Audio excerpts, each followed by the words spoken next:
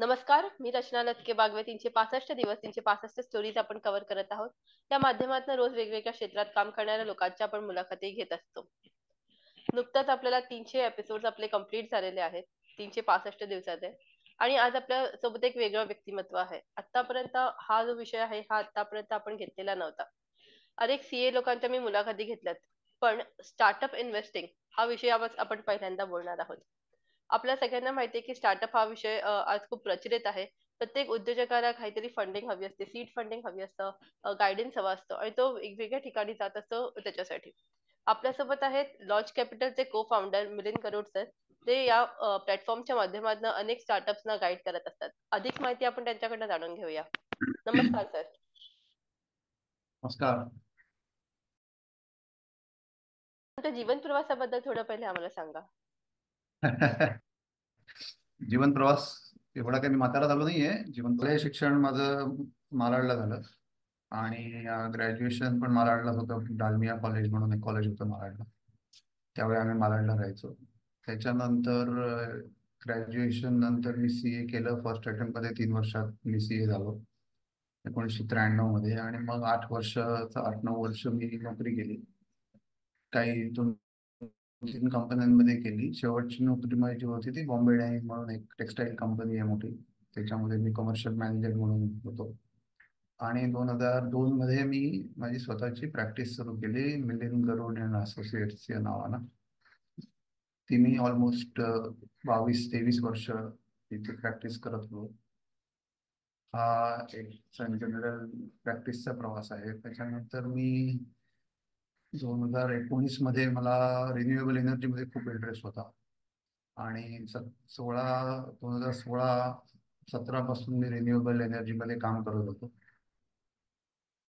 त्याच्यामध्ये advisory services होते, fundraising होतं किंवा फिजिबिलिटी रिपोर्ट्स असतील, सोलर रिलेटेड प्रोजेक्ट्स असतील, बायोमास असतील, फ्युएलचे प्रोजेक्ट्स असतील, बरोबर.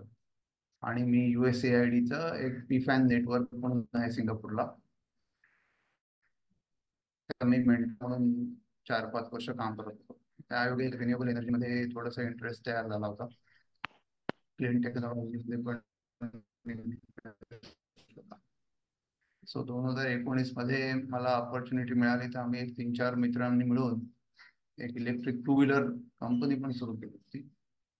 आणि त्याच्यामध्ये आम्ही इलेक्ट्रिक 2 व्हीलर रेंटलमध्ये द्यायचो, भाड्यानं द्यायचो थोडक्यात.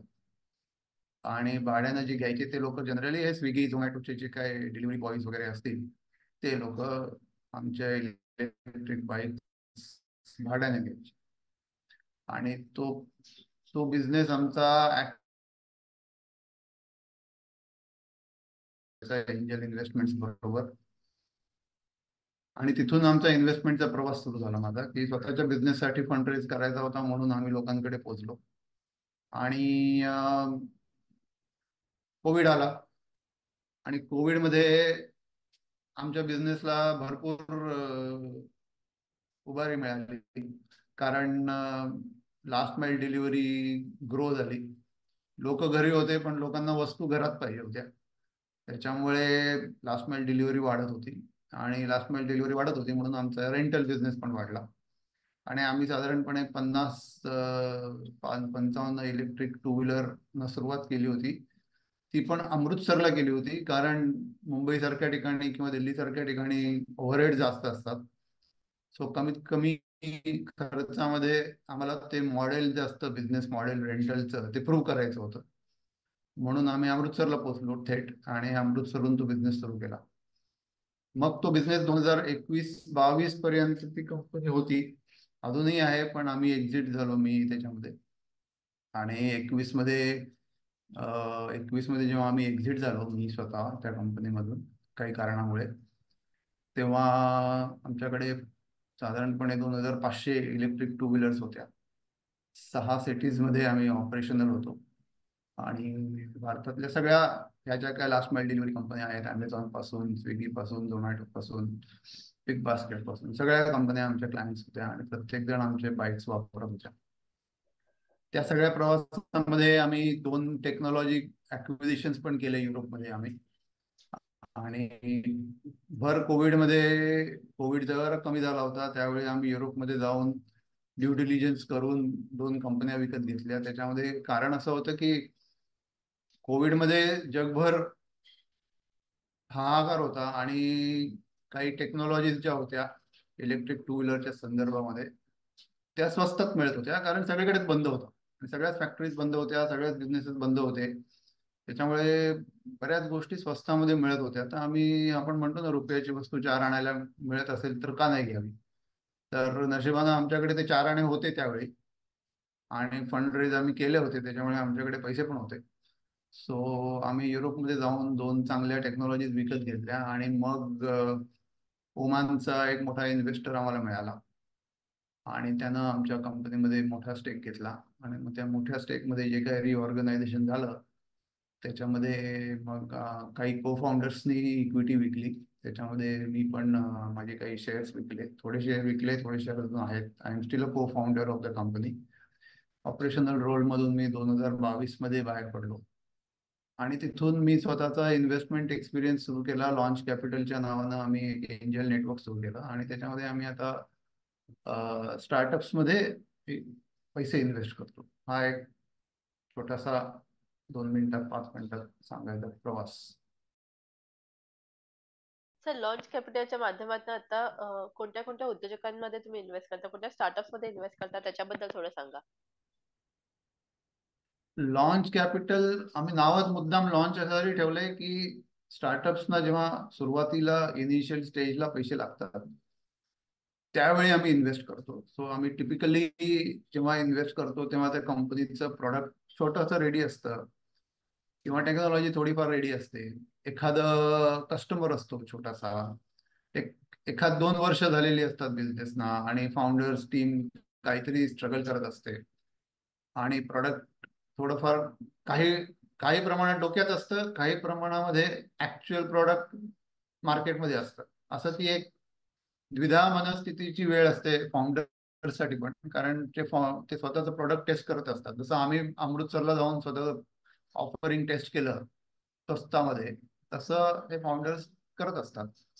मग त्यावेळी प्री रेव्हेन्यू स्टेजला किंवा अर्ली रेव्हेन्यू स्टेज आपण म्हणतो त्यावेळी आम्ही कंपन्यांमध्ये इन्व्हेस्ट करतो. आणि आमची साधारणपणे मॅक्झिमम आम्ही आतापर्यंत एखाद्या कंपनीमध्ये जे इन्व्हेस्ट केले आहेत ते 2.5 कोटी रुपयापर्यंत इन्व्हेस्ट केलेले आहेत. आणि मिनिमम आम्ही जे इन्व्हेस्ट करतो ते साधारणपणे 55 लाख रुपये मिनिमम इन्व्हेस्ट केलेले आहेत. असं आम्ही साधारणपणे 7 कोटी आतापर्यंत गेले 2 वर्षामध्ये आम्ही 6 कंपन्यांमध्ये इन्व्हेस्ट केले. तेव्हा तुम्ही कोणत्या तरी स्टार्टअप मध्ये इन्व्हेस्ट करता तेव्हा कोणती पहिली गोष्ट तुम्ही बघता की या कंपनीमध्ये आपण इन्व्हेस्ट करायला पाहिजे? What are the criterias? Criteria म्हणताना आम्ही एक गोष्ट नक्की केली आहे की काही सेक्टर्स आम्ही करणार नाही, की त्याच्यामध्ये रिअल इस्टेट हा एक विषय आहे ज्याच्यामध्ये आम्ही करणार नाही. त्याच्यानंतर क्रिप्टो आणि रिलेटेड जे काय सगळ्या गोष्टी आहेत आपल्याकडे जर दिसतंय सगळं, ते आम्ही करत नाही. कुठल्याही प्रकारे जे विषय काय म्हणतो आपण, ट्रेडिंग किंवा स्पेक्युलेशन हा जो विषय असतो तशा रिलेटेड कंपन्यांमध्ये पण आम्ही करणार नाही. आणि टोबॅको हा विषय आहे ज्याच्यामध्ये टोबॅको आणि टोबॅको रिलेटेड प्रोडक्ट्स थोडंसं एक एथिकल गोष्ट आहे म्हणून आम्ही करणार नाही. अशा एक 4-5 गोष्टी सोडल्या तर आम्ही कुठल्याही प्रकारच्या सेक्टरमध्ये इन्व्हेस्ट करू शकतो. आमचं जे काय आम्ही चार्टर बनवलंय सेबीमध्ये देण्यासाठी म्हणून, त्या चार्टरमध्ये आम्ही असं लिहिलंय की या 4 गोष्टी सोडून आम्ही कुठल्याही सेक्टरमध्ये इन्व्हेस्ट करू शकतो. आणि आतापर्यंत जे आम्ही इन्व्हेस्ट केले आहेत त्याच्यामध्ये व्हेरिड सेक्टर्स आहेत. टेक्नॉलॉजी आहे, आय टी सर्व्हिसेस आहेत, आय टी प्रोडक्ट्स आहेत, आर्टिफिशियल इंटेलिजन्स आहे, नंतर आपलं एडिबल ऑइल या सेक्टरमध्ये आम्ही केलेलं आहे. नंतर इलेक्ट्रिक टू व्हीलर्स किंवा थ्री व्हीलर्ससाठी जे चार्जिंग लागतं ते चार्जिंग इक्विपमेंट्स आणि चार्जिंग इन्फ्रास्ट्रक्चर बनवणाऱ्या कंपन्यांमध्ये आम्ही इन्व्हेस्टमेंट केलेली आहे. असं व्हेरिड सेक्टर्समध्ये 6 कंपन्यांमध्ये केलंय. सो असं आहे. सर, कोणत्याही ब्रँडचं व्हॅल्युएशन आपण कसं ठरवतो किंवा कोणत्याही कंपनीचं व्हॅल्युएशन जेव्हा आपण बोलतोय ते कसं ठरवलं जातं त्याच्याबद्दल थोडं सांगा. व्हॅल्युएशन बद्दल बोलणं म्हणजे आता 2 मिनिटात बोलणं कठीण आहे, कारण त्याच्यामध्ये खूप प्रकार असतात. आम्ही जेव्हा व्हॅल्युएशन करतो एखाद्या कंपनीचं, तेव्हा generally discounted cash cash flow हा ही मेथोडॉलॉजी वापरली जाते. पण त्याचप्रमाणे ते करताना सुद्धा आम्ही बघतो की आम्ही जेव्हा इन्व्हेस्टमेंट डिसिजन घेतो ना, त्यावेळी बेसिक डिसिजन हा आम्ही फाउंडर्स वरती घेत असतो. सो फाउंडर्स हा शब्द मी एस वापरलाय, फाउंडर्स. जनरली आम्ही सिंगल फाउंडर कंपनीमध्ये इन्व्हेस्ट करायला घाबरतो किंवा ते कठीण असतं. सो जनरली फाउंडर्स ची जी आपली मॅनेजमेंट टीम आहे, त्यांचा ट्रॅक रेकॉर्ड काय आहे, त्यांचं आधी त्यांनी काय गोष्टी केल्या आहेत, किती वेगवेगळ्या बिझनेसेसमध्ये काम करून बाहेर पडले, त्याचा व्हेरिड एक्सपिरियन्स कसा आहे, सक्सेस रेट किती आहे एखाद्या गोष्टीमध्ये त्यांनी जे काही केलंय त्याचा. सो त्याच्यावरती बेट असते. त्याच्यानंतर दुसरी गोष्ट असते, त्यांनी जे बनवलंय प्रॉडक्ट किंवा सर्व्हिस किंवा टेक्नॉलॉजी, ते प्रॉडक्ट किंवा सर्व्हिस आज मार्केटमध्ये खरोखर त्याची गरज आहे का, हे आम्ही एक जजमेंटल कॉल असतो त्या लेवलला, कारण सगळेच छोटे छोटे कंपन्या असतात. So it is a judgemental call. त्यावेळी आम्हाला वाटतं त्यावेळी त्या क्षणी ही कंपनी मोठी होईल म्हणून आम्ही इन्व्हेस्ट करतो. सो तो एक जजमेंटल कॉल असतो की हे प्रोडक्ट चांगलं आहे का, मोठं होऊ शकतं का, एखादं मोठ्या मार्केट आहे का, पहिली गोष्ट. आणि त्या मोठ्या मार्केटमध्ये या प्रॉडक्टला वाव आहे का, हे आम्ही एक थोडस बघतो. आणि ते प्रॉडक्ट चांगलं आहे, मार्केट मोठं आहे, पण ते सगळं मार्केट ऍक्सेस करायला या फाउंडर्सकडे तेवढं स्किल सेट आहे का, हे पण मग ते मॅच करतो आम्ही. की प्रत्येक वेळा काय असतं की फाउंडर्स प्रोडक्ट बनवतात, पण फार टेक्नॉलॉजी ड्रिव्हन असतं, तर मार्केटिंगचा पत्ता नसतो किंवा मार्केटिंग कसं करावं हे माहीत नसतं. किंवा प्रत्येक वेळा फाउंडर्स हे मॅन्युफॅक्चरिंग बॅकग्राऊंड मधून आलेले असतात, मग त्यांना टेक्नॉलॉजी रिलेटेड मॅटर्स माहिती नसतं. आणि हल्ली काय आहे की तुमचं प्रॉडक्ट किती चांगलं असलं तरी पाथ टू मार्केट हा जो विषय आहे, त्याच्यामध्ये कुठे ना कुठेतरी तुम्हाला टेक्नॉलॉजी इन्व्हॉल्व करावी लागते. आय टी सर्व्हिसेस आहेत किंवा स्वतःचं पोर्टल असावं लागतं किंवा एक युजर एक्सपिरियन्स आणि युजर इंटरफेस हा जो आपण विषय म्हणतो की त्याच्यावरती काम करावं लागतं, मग ते पत्ता नसतो. सो हा सगळा ओव्हरऑल विचार करून आम्ही विचार करतो की ठीक आहे, फाउंडर्सकडे 60-70% रेडीनेस आहे, 20-25% रेडीनेस आपण बाहेरून आणू शकतो in terms of paid man power किंवा स्किल्ड मॅन पॉवर. असं करून आम्ही ते कॉल घेतो. पण at the end of the day त्यांनी आतापर्यंत रेव्हेन्यू किती केला आहे, मार्केट किती मोठं आहे, आणि त्यांचं पुढल्या 3 वर्षाचं काय आपण म्हणतो ना, प्रॉफिट अँड लॉस आणि प्रोजेक्टेड ग्रोथ किती दाखवतात, या 2-4 पॅरामीटर्स वरती आम्ही व्हॅल्युएशन करतो. आणि त्याचप्रमाणे थोडंसं बेंचमार्किंग करायला त्या सेक्टरमध्ये आधी कुठल्या डील झाल्या आहेत, आधी कुठल्या कंपन्यांनी फंड रेज केले आहेत, त्यांनी कसे फंड रेज केले, त्यांना काय व्हॅल्युएशन मिळालं होतं, कुठल्या लेवलला व्हॅल्युएशन मिळालं होतं, हे सगळं थोडंसं विचार करून एक फेअर व्हॅल्युएशन आम्ही द्यायचा प्रयत्न करतो.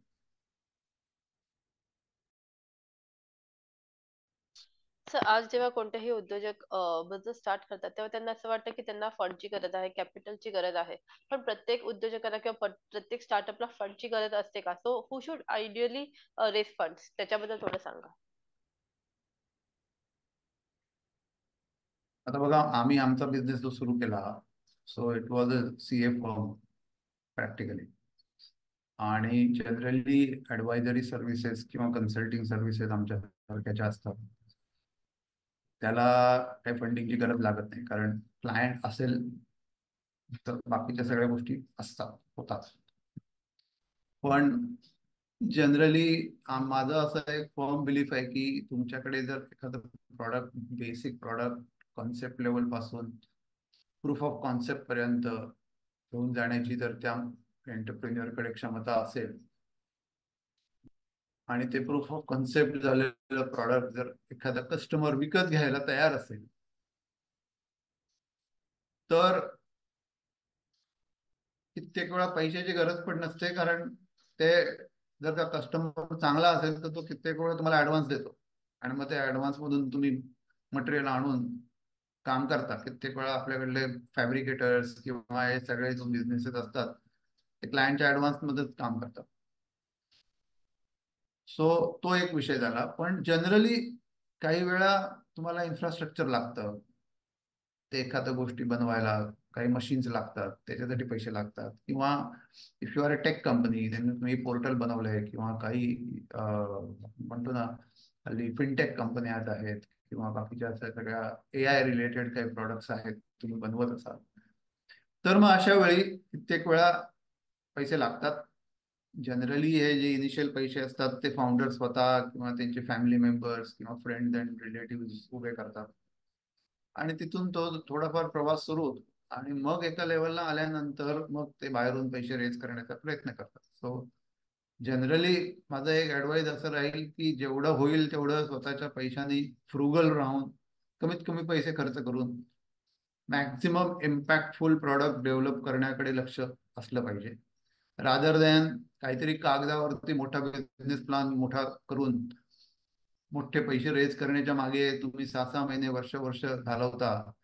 त्याच्याऐवजी स्वतःचे 2 5 लाख रुपये खर्च करून काही फॅमिली मेंबर्स कडून 2 4 लाख रुपये घेऊन आपण जर एखादं फ्रुगल प्रॉडक्ट बनवलं आणि ते फ्रुगल प्रॉडक्ट मार्केटमध्ये एखाद्या कस्टमरला प्रूव्ह करून विकलं, तर त्याच्यातून जो सायकल सुरू होते ना, that is much more impactful than waiting for large money to come in आणि मग आपण काहीतरी करू, खाईन तर तुपाशी आपण म्हणतो मराठीमध्ये तसं. तो एक बॅलन्स आहे, कुठेतरी तो करावा लागतो. पैसे लागतात, पण प्रत्येक गोष्ट पैशानच होते असं पण नसतं. तर आता जसं आपण फिक्स डिपॉझिट, म्युच्युअल फंड्स किंवा शेअर मार्केटमध्ये इन्व्हेस्ट करतोय, तसं एक इंडिव्हिज्युअल कोणत्याही कंपनीमध्ये इन्व्हेस्ट करू शकतो का? आपलं प्लॅटफॉर्म ते सोय अवेलेबल करून देते का लोकांना? त्याच्याबद्दल सांगा. कॅपिटल इज अ नेटवर्क किंवा प्लॅटफॉर्म ज्याच्यामध्ये आम्ही स्वतःच टेक्नॉलॉजी प्लॅटफॉर्म बनवला आहे की ज्याच्यामध्ये स्टार्टअप्स रजिस्टर होऊ शकतात, स्वतःचे बिझनेस प्लॅन्स देऊ शकतात, इन्व्हेस्टर सुद्धा रजिस्टर होऊ शकतात आणि आमचे जे रजिस्टर झालेले स्टार्टअप्स आहेत ते बघू शकतात. पण हे सगळं असताना सुद्धा आमचं बॅकएंडला आमचा एक सेबी रजिस्टर्ड एंजल फंड आहे. सो त्या एंजल फंड मध्ये आम्ही या सगळ्या आमचे जे काय इन्व्हेस्टर्स आहेत, आमच्याकडे साधारणपणे आतापर्यंत रजिस्टर्ड इन्व्हेस्टर बेस हा साधारणपणे 150 ते 200 लोकांचा एक रजिस्टर्ड इन्व्हेस्टर बेस आहे. त्याच्यामध्ये हाय नेटवर्थ इंडिव्हिज्युअल्स आहेत, सिनियर सिनियर एक्झिक्युटिव्ह आहेत, काही एंटरप्रिन्युअर्स आहेत की जे स्वतः स्टार्टअप्स मध्ये इन्व्हेस्ट करतात. सो असं हा एक नेटवर्क आहे. आणि आमचं तिकीट साईज 1 लाख रुपयाची आहे. तुम्ही 1 लाख रुपये देऊन कुठल्याही चांगल्या स्टार्टअप मध्ये आमच्या प्लॅटफॉर्मवरती असणाऱ्या तुम्हाला आवडलेल्या स्टार्टअप मध्ये तुम्ही इन्व्हेस्ट करू शकता.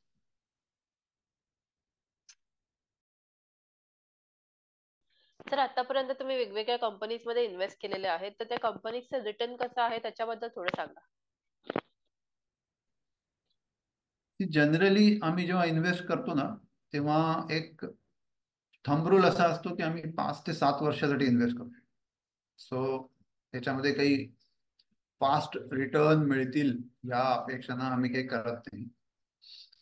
दुसरा थंब रूल असा असतो की आम्ही एक 10 15 20 कंपन्यांमध्ये इन्व्हेस्ट केले, तर त्यातल्या 4 किंवा 5 कंपन्या एवढ्या सक्सेसफुल होतील की त्या बाकीच्या 10 12 कंपन्यांचे लॉसेस भरून काढतील. हा एक व्हेंचर कॅपिटलचा सिद्धांत आहे. सो आत्ता आमचा जो प्रवास झाला आहे त्याच्यामध्ये आम्ही 6 कंपन्यांमध्ये इन्व्हेस्ट केले. त्याच्यामध्ये आम्ही एका कंपनीमध्ये 3 वर्षामध्ये 7 पट इन्व्हेस्टमेंट परत दिली आहे, परतावा दिला आहे. नंतर 2 3 कंपन्यांमध्ये आम्ही साधारणपणे 4x, 2 2.5 वर्षामध्ये 4x आणि 3x रिस्पेक्टिव्हली उभे आहोत. 3x जेव्हा मी म्हणतो तेव्हा आम्ही 1 लाख रुपये गुंतवले असतील तर त्याची एक आपण म्हणतो ना book value of investment is 3 lakh. So when I say 3x it is 3 पट, 4x इज 4 पट. असं एक साधारणपणे 3 वर्षात आणि 4 वर्षात परफॉर्मन्स आहे. आणि बल्क ऑफ द इन्व्हेस्टमेंट जे आम्ही केले आहेत ते आता एखाद वर्ष झालंय, त्याच्यामुळे त्याच्यात काही व्हॅल्युएशनचा काही गेम नाही आहे आता अजून. पण जनरली 5 ते 7 वर्षाचा इन्व्हेस्टमेंट होरायझन मध्ये आम्ही असं बघतो की आम्हाला एक 10 ते 15 पट इन्व्हेस्टमेंट रिटर्न मिळावे, असं आमचा एक प्लॅन असतो. सर, तुमच्या मते स्टार्टअप इंडस्ट्री कशी चेंज होते त्याच्याबद्दल थोडं सांगा. स्टार्टअप इंडस्ट्री चेंज कशी होते आहे याच्यावरती बोलणं तसं कठीण आहे, कारण startup goes through their own phases. जेव्हा आम्ही 2019 मध्ये इंडस्ट्री सुरू केली होती इलेक्ट्रिक टू व्हीलर, तेव्हा 2018 मध्ये आम्ही ते सुरू केलं होतं ड्रॉइंग बोर्डवरती. 2019ला ऍक्च्युअल आमचं प्रॉडक्ट मार्केटमध्ये आलं. सो त्यावेळी ती एक क्रेज होती.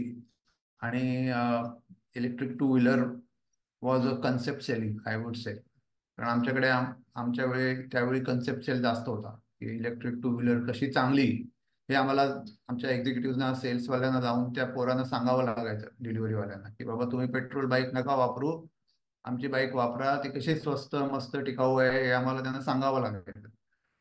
आज 2024 मध्ये ते काही सांगावं लागत नाही, ते स्वतः येतात आणि बाईक घेऊन जातात. सो तो एक इंडस्ट्रीचा लर्निंगचा कर्व आहे. सो प्रत्येक इंडस्ट्री, स्टार्टअप मध्ये पण एक तसं आपण म्हणतो तसं एक कर्व असतो. एडटेकचा विषय होता कोविडच्या आसपास, आधी आणि नंतर एडटेकचा विषय होता, आणि everybody anything to do with edtech was valuable. त्याच्यात किती चांगलं किती वाईट हा विषय वेगळा होता, पण एक कर्व असतो आणि त्याचा एक लर्निंग कर्व असतो. सो प्रत्येक startup ecosystem goes through that ups and downs.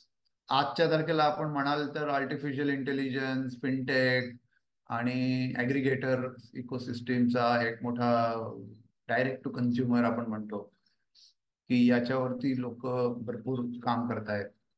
आणि डायरेक्ट टू कन्झ्युमर मध्ये हल्ली काय असतं की लोक बनवतात आणि एलिमिनेट द मिडलमॅन, हा एक त्यातला कॉन्सेप्ट आहे की मी स्वतःचं होलसेल डिस्ट्रीब्युशन नेटवर्क ते कशाला करायचं, तर मी माझ्याकडे जर डायरेक्ट कस्टमरकडे रीच करण्याची ताकद असेल तर I will use normal logistics like couriers and all to reach out to the customer, so that eliminating all the retail and wholesale margins altogether.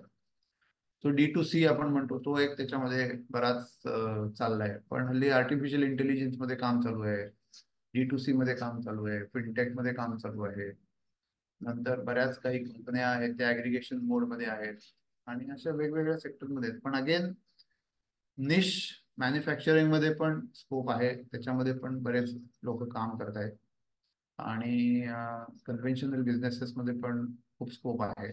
So मी सांगत नाही, पण अगेन कन्व्हेन्शनल बिझनेस अनकन्व्हेन्शनल वे ना तुम्ही जर प्रेझेंट करत असाल तर त्याच्यामध्ये पण भरपूर फंड रेझिंगचा आणि ग्रो करण्याचा स्कोप आहे. कारण आम्ही जेव्हा बघतो तेव्हा सिंपल सिंपल प्रॉडक्ट्स असतात, वेअर हाऊसिंगचे प्रॉडक्ट्स असतात. सोयाबीन विकणं हा एक विषय असतो, पण सोयाबीन तुम्ही कसं विकता, कसं पॅकिंग करता. नंतर मिलेट्स हा विषय सध्या मोदी साहेबांनी गेल्या 1-1.5 वर्षामध्ये हे केलाय, एकदम पुढे आणलाय.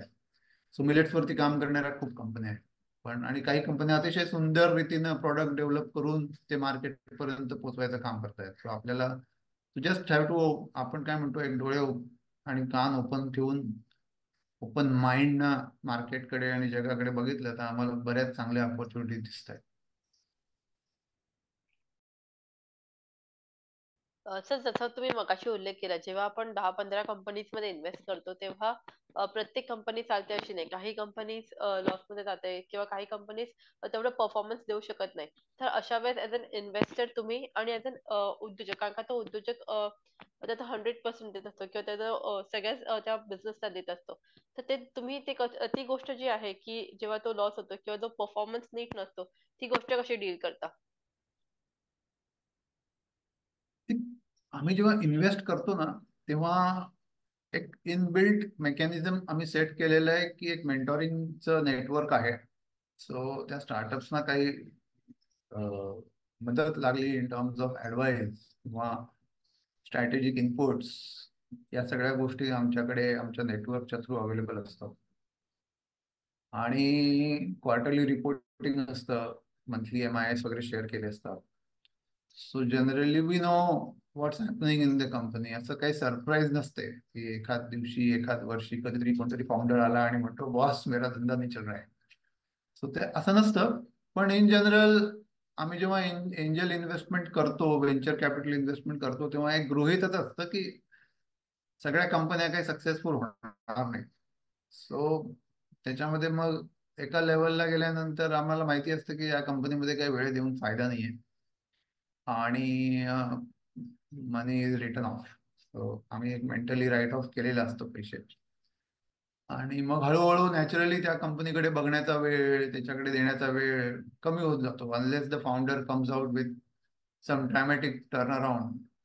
आणि मग त्याच्यामध्ये आम्ही वेळ देतो. पण जनरली एक ठरलेलं असतं की बस ठीक आहे, आता या लेवलला गेल्यानंतर ही कंपनी राईट ऑफ आहे, सो उगाच वेळ देण्याचा अर्थ नाहीये. सॅल्वेज करा. काही वेळा कंपनी लिक्विडेट करतो, काही वेळा शेअर बायबॅक करायला लावतो फाउंडर्सना, आणि जे पैसे असतील ते आम्ही घेऊन टाकतो. म्हणजे ते मग कधी कधी रुपयाचे 4 आणे मिळतात, रुपयाचे 10 पैसे मिळतात, ते घेऊन आम्ही बाहेर पडतो. शेवटचा प्रश्न मी तुम्हाला विचारेन की तुम्ही ऑलरेडी या क्षेत्रात अनेक वर्ष काम करत आहात. 30 वर्ष तुम्ही सीए म्हणून देखील काम केलं, तर उद्योजकांना तुम्ही काय मार्गदर्शन कराल? उद्योजकांना मार्गदर्शन काय कराल? अहो, मार्गदर्शन करणारे खूप लोक आहेत हो सध्या मार्केटमध्ये. आम्ही आपल्या एंजल इन्व्हेस्टमेंटच्या रूपानं आम्ही जे सांगतो ते हे आहे की प्रत्येक बिझनेसला पैशाची गरज नसते. आणि हल्ली एक फॅड झालंय की मी स्टार्टअप करतोय तर पैसे रेज करावेच, आणि पैसे रेज नाही केलं तर माझं स्टार्टअप काही चांगलं नाहीये, असं एक थोडस त्याचा उलटा प्रभाव सुरू झालाय. तो त्याच्यामधून लोकांनी बाहेर पडणं गरज आहे की प्रत्येक चांगल्या स्टार्टअप्सने पैसे रेज करण्याची गरजच नसते. आणि झोहो सारखं एक उदाहरण आहे की ज्याच्यामध्ये त्या कंपनीनं आतापर्यंत कधी पैसेच रेज नाही केले, आणि एवढ्या हजारो कोटी रुपयापर्यंत ती कंपनी पोहोचली. आणि कित्येक वेळा आपण आजूबाजूला बघितलं तर आपलेच मित्र, आपलेच मित्रमंडळी आणि आपलेच नातेवाईकांकडे ज्यांनी कन्व्हेन्शनल बिझनेस केले, त्यांनी मोठे मोठे हजारो कोटी रुपयाचे बिझनेस केले पण कधीच पैसे रेज नाही केले आतापर्यंत. सो तेही एक उदाहरण आहे. तो पैसे रेज करायला पाहिजेच असं नाही. स्वतःचा बिझनेस, स्वतःचं प्रॉडक्ट एवढं चांगलं बनवा की ज्याच्यामध्ये प्रॉडक्ट मार्केट फिट आम्ही म्हणतो ते एवढं फिट चांगलं बनवा की बाकीचे सगळे प्रश्न ऑटोमॅटिक सॉल्व्ह होतात. एखादं प्रॉडक्ट एवढं चांगलं असतं ना की मग लोक शोधत आपल्याकडे येतात. आणि एखादी चांगली पोस्ट, एखादी चांगली छोटीशी इंस्टाग्राम पोस्ट किंवा एखादी चांगली फेसबुक पोस्ट आपल्या प्रॉडक्ट बद्दल चांगल्या एखाद्या ग्रुपमध्ये गेली, एखाद्या चांगल्या त्याच्यामध्ये पोचली, तर त्याच्यातून जे रिझल्ट येतात ते एवढे चांगले असतात की ज्याच्यामध्ये मग we don't have to really raise money. पहिली गोष्ट, पैसे रेज करण्याच्या रॅट रेस मधनं फाउंडर्स जेवढे लवकर बाहेर पडतील तेवढे ते जास्त चांगल्या रीतीनं बिझनेस करू शकतील, असं एक आम्हाला वाटतं. आमचा बिझनेस इन्व्हेस्ट करण्याचा आहे तरी सुद्धा एक त्याच्यामध्ये आम्हाला दिसतं की कित्येक वेळा फाउंडर्स येतात ते पैसे want to raise money for the heck of it. त्यांना माहितीच नसतं पैसे रेज करून काय करायचं असतं. सो त्याच्यामधून बाहेर पडणं जरुरी आहे पहिली गोष्ट. आणि स्टार्टअप तुम्ही जेवढ्या लवकर प्रॉफिटेबल कराल तेवढं ते जास्त सस्टेनेबल होईल. Gone are the days where पैसे रेज करा, लॉसेस करा, मग परत नवीन पैसे रेज करा, मग मोठे लॉसेस करा. हे जे काय गणित होतं आधीचं ते आता हल्ली ते गणित संपलेलं आहे. इन्व्हेस्टर्सना दुसऱ्या तिसऱ्या वर्षी ऍटलिस्ट कॅश पॉझिटिव्ह कंपनी असलेला पाहिजे. नेट प्रॉफिट नसला तरी चालेल पण ऑपरेशनल प्रॉफिट असला पाहिजे. त्याच्यावरती लोक फार लक्ष देतात. सो युनिट इकॉनॉमिक्स आपल्याला माहिती पाहिजे, आपले कॉस्ट मॅट्रिक्स आपल्याला माहिती पाहिजे, आपले कस्टमर्स कुठे आहेत हे आपल्याला माहिती पाहिजे. आणि हे 3-4 गोष्टी जर नीट केल्या तर बिझनेस ऑटोमॅटिक सक्सेसफुल होतो. Thank you sir, thank you for guiding us on this topic. आणि तुमचा वेळ काढून तुम्ही आम्हाला ही मुलाखत दिली त्यासाठी धन्यवाद. 365 दिवस 365 स्टोरीज हे आपल्या सिरीज मध्ये सहभाग घेतल्याबद्दल देखील धन्यवाद. थँक्यू. थँक्यू.